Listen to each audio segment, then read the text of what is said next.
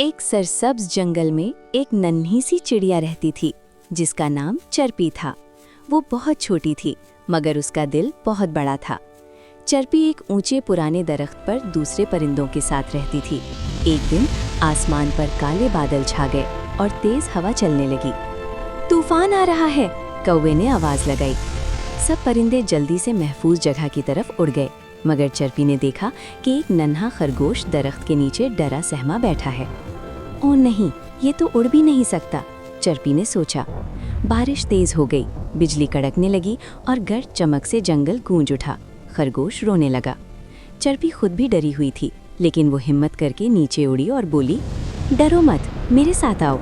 वो खरगोश को दरख्त के तने में मौजूद एक छोटे से खुश्क सुराख में ले गई जहाँ वो महफूज था।